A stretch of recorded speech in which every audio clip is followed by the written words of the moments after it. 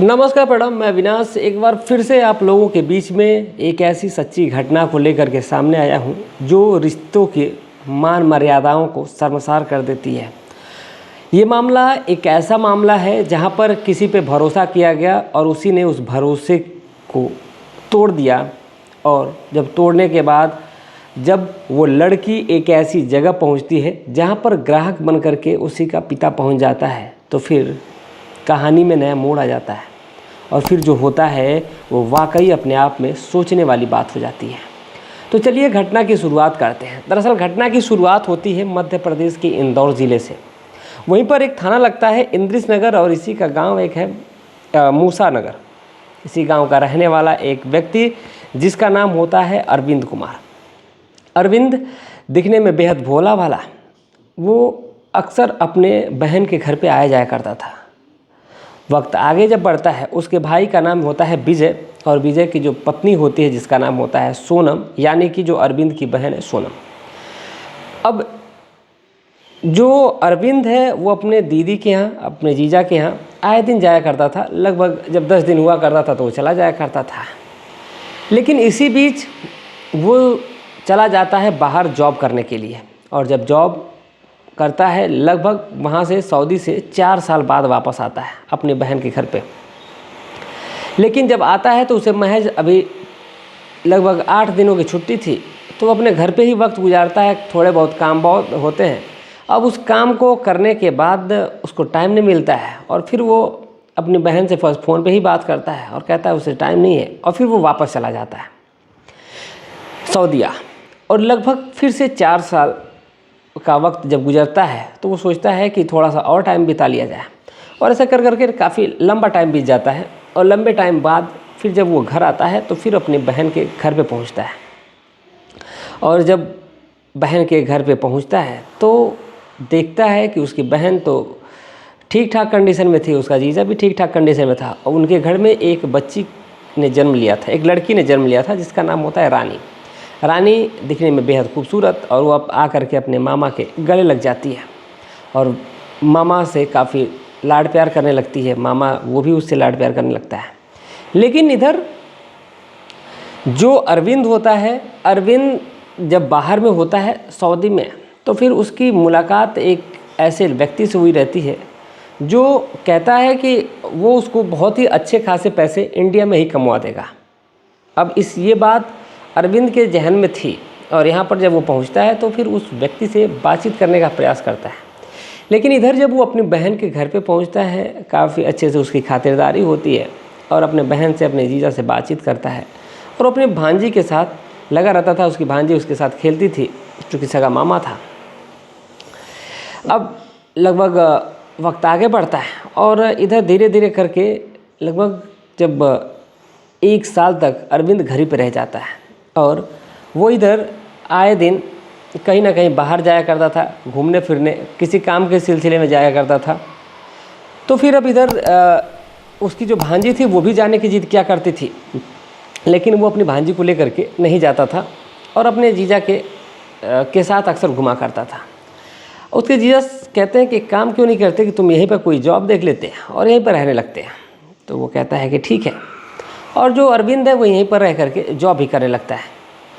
अब जो रानी होती है वो कक्षा 9वीं में पढ़ रही होती है, और वो स्कूल जाती है, स्कूल से वापस आती है, और उसकी जो दिनचर्या थी काफ़ी सरल स्वभाव की थी।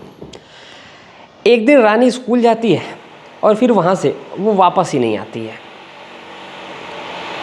अब इधर परिवार के लोग स्कूल में फ़ोन करते हैं कि आखिर उसकी बेटी अभी तक आई नहीं। स्कूल वाले कहते हैं कि स्कूल तो बंद हो चुका है, बंद हुए काफ़ी टाइम हो गया है। लेकिन जब परिवार के लोग खोजते हैं, पता करने का प्रयास करते हैं, तो लड़की का कहीं पता ही नहीं चलता है। अब परिवार वाले इस कदर बेचैन हो जाते हैं कि फिर वो अंधेरा होते रात के लगभग 8-9 बजे के करीब थाने पहुंच जाते हैं और जाकर के वहाँ रिपोर्ट लिखवाते हैं। कहते हैं साहब हमारी बेटी जो है स्कूल गई थी और फिर वहाँ से वो वापस ही नहीं अभी आई है। अब हमने बहुत ज़्यादा खोजबीन की, उसके दोस्तों से, उसके अपने रिश्तेदारों से, हर जगह मैंने पूछा, लेकिन कहीं पर उसका पता नहीं चला है। इस पर जो पुलिस है वो कहती है कि ठीक है, आप थोड़ा सा और इंतज़ार कर लें, हो सकता है कि वो किसी अपने दोस्त के साथ गई हो और इसलिए पता आपको नहीं चल पा रहा हो। अब जो ये विजय होता है और सोनम होती है, अब जाहिर सी बात है किसी की बच्ची अगर खो जाएगी तो फिर उसे परेशानी तो होगी ही। और इसी क्रम में वो और भी खोजबीन अपनी तेज़ कर देते हैं, और खोजबीन तेज़ करने के बाद फिर कहीं कुछ नहीं, जब हाथ लगता है फिर अगले दिन फिर थाने पहुंचते हैं और वहाँ पर रिपोर्ट लिखी जाती है। और रिपोर्ट इस कदर लिखी जाती है कि सारी जो चीज़ें हैं वो बताई जाती है कि कैसे कैसे उनकी बेटी गई थी, फिर आती नहीं है, और फिर पुलिस रिपोर्ट लिखने के बाद खोजबीन तेज़ कर देती है। लेकिन कहीं भी कोई भी मामला का हल नहीं निकल पाता है। लगभग वक्त आगे बढ़ता है और धीरे धीरे कहीं ना कहीं केस ठंडा पड़ जाता है। पिता और माँ का रो रो कर बुरा हाल था। वो अपनी बेटी की खोज में आए दिन लगातार खोज रहा करते थे। लेकिन जब धीरे धीरे वक्त आगे बढ़ता है तो फिर इधर अरविंद, विजय और जो सोनम, तीनों जब खोज रहे थे तो कहीं भी जब लड़की का नहीं पता चलता है, धीरे धीरे वक्त और आगे बढ़ जाता है। लगभग 1 साल का वक्त गुजर जाता है, लेकिन रानी का कहीं पता नहीं चलता है। इधर जो रानी है वो कहाँ थी, पुलिस प्रशासन भी खोज रही थी और सभी लोग खोज रहे थे। इधर एक दिन जो विजय है, अब वहाँ पर उसका घर पे गुजारा नहीं हो रहा था, तो वो सोचता है कि चलो बाहर चलते हैं कहीं और जॉब करते हैं। अब जब जॉब की बात आती है तो जो विजय है दिल्ली पहुँचता है और दिल्ली में जा कर के एक कंपनी में जॉब करने लगता है। इधर जो सोनम है वो अपने घर की जिम्मेदारियां संभाल रही थी। अकेली तो थी ही, घर में और कोई था नहीं संभालने वाला उसको। अब अकेले ही अपनी जिम्मेदारियों को संभाल रही थी। घर में अकेली बैठी टूटी सी रहती थी। उसका भाई कभी कभी आ जाया करता था, कभी कभी और उसके रिश्तेदार जो थे वो आया जाया करते थे। लेकिन इधर जो विजय है अपने काम में मसरूफ़ रहा करता था। लगभग 1 साल का वक्त और गुजर जाता है, यानी कि 2 साल। धीरे धीरे कहीं ना कहीं विजय अपनी बेटी को भूल चुका था। लेकिन डर तो हमेशा था ही कि उसकी बेटी गायब हुई है, लेकिन पुलिस ने अभी तक कोई भी कार्रवाई नहीं की थी। पुलिस थाने के चक्कर भी वो काफ़ी लोग लगाते हैं। एक दिन जो विजय का एक दोस्त होता है जिसका नाम होता है प्रदीप। प्रदीप काफ़ी थोड़ा रंग मिजाज आदमी था और वो कहता है कि यार विजय चलो ना कहीं चलते हैं और घूम फिर करके आते हैं। इस पर जो विजय था वो भी कहता है कि चलो ठीक है। लेकिन जब विजय को प्रदीप जो था वो ले करके रेड लाइट एरिया में जब पहुंचता है तो फिर जो विजय है वहाँ पर जाने से मना कर देता है। वो कहता है कि मैं यहाँ पर क्या जाऊँगा और मैं यहाँ पर क्यों ही जाऊँगा। इस पर जो प्रदीप होता है वो कहता है कि अरे ठीक है तुम नहीं जाओगे तो कोई बात नहीं, मेरे साथ बस चलो। अब इस पर जो प्रदीप है और जो विजय है दोनों पहुँचते हैं और वहाँ पर सौदे की बात होती है, पैसे रुपए की बात होती है। और फिर उधर जो विजय है अब कहीं ना कहीं उसका भी मन डोल सा जाता है। अब वो सोचता है कि क्यों ना वो भी जाए किसी के साथ, लेकिन फिर वो खुद पे कंट्रोल कर लेता है। और जो प्रदीप है, प्रदीप वहाँ पर जाता है। प्रदीप अंदर जाता है, अलग अलग लड़कियों से शारीरिक संबंध बनाता है अपने, और लगभग वक्त और आगे बढ़ जाता है। अब प्रदीप लगभग हर 10 दिन पे चला जाया करता था, कभी इस कोठे पे कभी उस कोठे पे। अब विजय जो था वो अपनी लड़की की फ़ोटो दिखाया हुआ था कि ये मेरी लड़की है और ये लगभग आज से 2 साल पहले गायब हो गई थी। अब जो प्रदीप है जब कोठे पे जाता है तो फिर एक रोज़, यानी कि जब 14 जुलाई का दिन होता है, उस दिन काफ़ी विजय जो प्रदीप है वो स्ट्रेस में होता है और वो ड्रिंक किया रहता है और कोठे पे पहुंचता है और कहता है कि जो यहाँ की सबसे खूबसूरत लड़की हो मुझे वो चाहिए। इस पर जो कोठे की मालकिन होती है नंदनी सिंह, वो तमाम लड़कियाँ दिखवाती है, लेकिन प्रदीप को कोई लड़की पसंद नहीं आती है। तो इस पर जो वो औरत नंदनी होती है फिर कहती है कि इसको रिया से मिलवाओ। अब जब रिया की बात आती है तो रिया नाम की जो लड़की है अब वो भी इसको पसंद नहीं आती है। इस पर जो मालकिन होती है वो कहती है कि एक काम करो कि इसको मोहिनी से लेकर मिलाओ, मोहिनी को दिखाओ इसको। अब जब मोहिनी उसके सामने आती है तो प्रदीप उस लड़की को देख करके पहचान जाता है और कहता है कि ठीक है यही लड़की मुझे चलेगी। और फिर इधर कहीं ना कहीं जो प्रदीप है उस लड़की को लेकर के जब अंदर जाता है तो पूछता है कि तुम यहाँ पर कैसे पहुँची। इस पर जो लड़की होती है वो कहती है कि क्या आप मुझे जानते हैं। तो वो प्रदीप जो होता है वो कहता है कि हाँ, तुम्हारे पिता का नाम विजय है क्या। तो वो लड़की कहती है कि हाँ विजय, मेरे पिता का नाम तो विजय ही है, माँ का नाम सोनम है। अब जब ये बात प्रदीप सुनता है तो कहीं ना कहीं वो भौचक्का रह जाता है।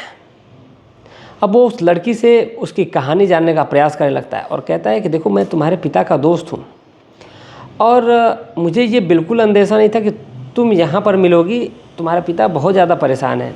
अब इस पर जो मोहिनी होती है, यानी कि जो जिसका नाम रानी था, उसका नाम वहाँ पर बदल करके मोहिनी रख दिया गया था। जो मोहिनी थी अब अपनी सारी आप बीती कहीं ना कहीं बताती है और बताने के बाद ज़्यादा तो वक्त उसे मिलता नहीं है। अब इसलिए बाहर से दरवाज़ा भी खटखटाया जाने लगता है। तो वो कहती है कि बाकी जो बातें हैं वो मैं फ़ोन पे कर दूंगी या फिर आप मुझे यहाँ से किसी तरह निकालने का बंदोबस्त कर दीजिए।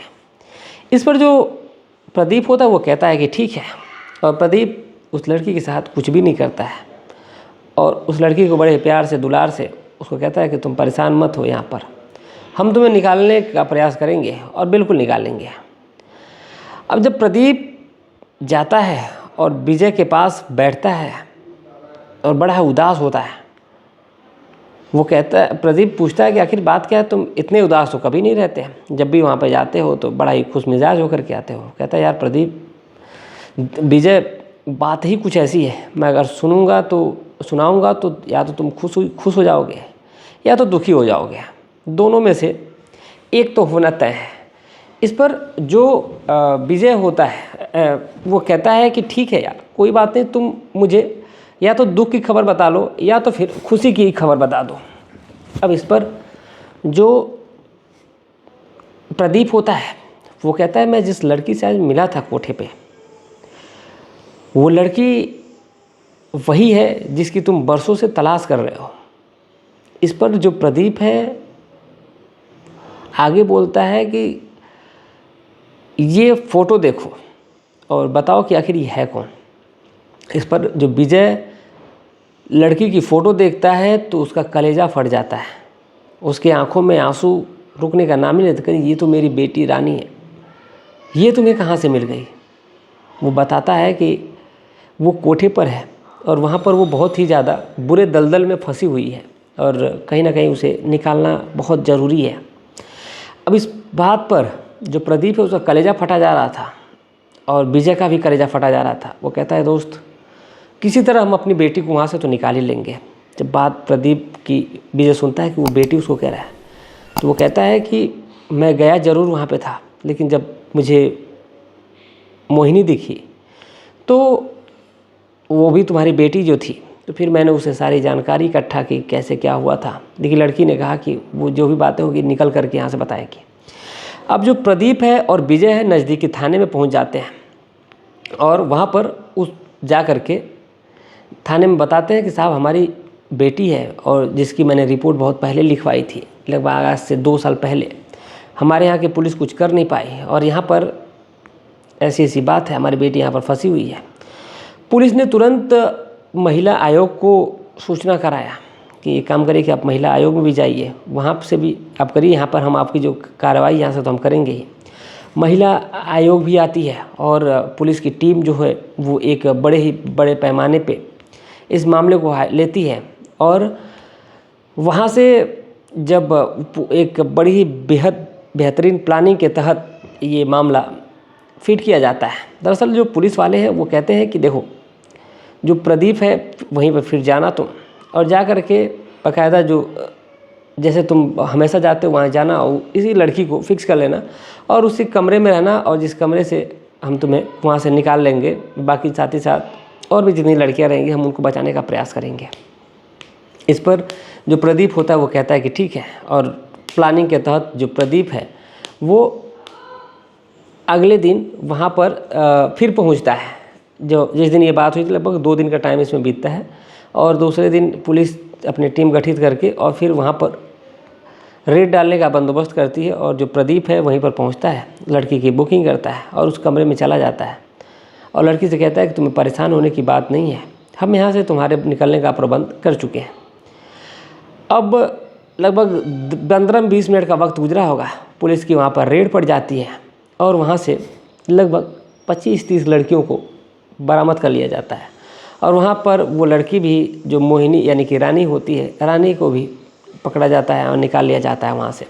साथ ही साथ कोठे की जो मालकिन होती है उसको भी पकड़ लिया जाता है और उसके खिलाफ उसके विरुद्ध कार्रवाई कर दी जाती है। अब इधर बाकी लड़कियों को तो छोड़ दिया जाता है, सबका मतलब पता पूछा जाता है, सभी लोगों को बुलाया जाता है। तो कभी किसी कोई मजबूरी रही थी, कभी कोई मजबूरी किसी की रही थी, तो मतलब सबको वहाँ पे धीरे धीरे कहीं ना कहीं करके छोड़ दिया गया। सभी लोग अपने अपने घर को चली गई।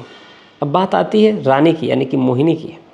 मोहिनी से जब पुलिस पूछती है कि आखिर बता बेटा तुम यहाँ पर पहुँची कैसे, पिता विजय भी पूछता है, अपनी बेटी से गले लगा करके रोता है, बहुत दुख होता है उसको अपनी बेटी को देख करके, रोता है और पूछता है कि बेटा तुम बताओ यहाँ पर पहुँची कैसे।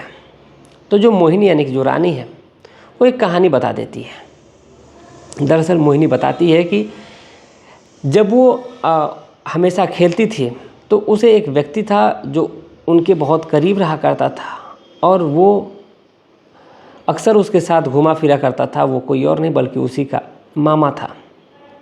और जो मामा आए थे तो फिर हमें इधर उधर घुमाने फिराने भी लेके जाया करते थे।